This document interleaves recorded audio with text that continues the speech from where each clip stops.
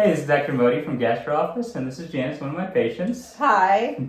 Janice, I wanted to talk to patients about fecal incontinence and your journey with that a little bit, if that's okay today. That's okay. All right, so I want to start at the end, and we're going to come back to the beginning, but you had a trial here done at Gastro Office called Sacral Neuromodulation. Yes. And I want to talk about how we got to that point and what you experienced during that process. All right. So when you came to see me, I believe it was early last year, we had kind of been working on some issues, GI issues, but the main thing was that you were having accidents almost every day. And Yes. I was hoping to hear from you a little bit more about some of the symptoms you were experiencing. I was having accidents in my britches I didn't know I had until I had to go to the bathroom to go pee. And I was noticing it, and it was bothering me. And I didn't know what the problem was because I didn't know that I had to have a bowel movement. Yeah, sure. And then one day I had to go pee, go to the bathroom, and then I noticed I had a stool in my britches, and that really took me to the floor. Sure.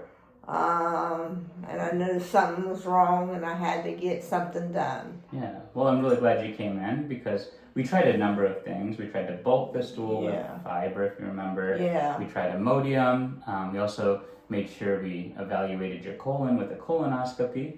And then we looked at the muscle function using a test called anorectal manometry. So, I think we worked quite a bit together those first few months, and we kind of came to the conclusion that, look, strengthening the muscles or improving the stool caliber with fiber wasn't really helping. Yeah, because sometimes when my stools are soft, I can wipe myself as clean as I can, and then when I get up moving around, sometimes some seeps out. Sure. And so how did that impact your quality of life at that point?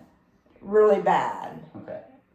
Were you able to get out of the house and do normal It made me activity? not want me to get out of the house. Okay. So I think me and you finally got to a place where we said, hey, I think we need to think about next steps. And Yes. part of that was doing a sacral neuromodulation trial. Yes. I'm going to explain that briefly to everyone just so they understand. But generally you come to the office, we lay you on your back, we numb up your, the back area, and we place leads to help strengthen that sphincter muscle. And so that process in total is about 30 minutes. When you came for that procedure, were you nervous? A little bit. Okay. And how did it go? Did you feel like the procedure was easy to handle and tolerate?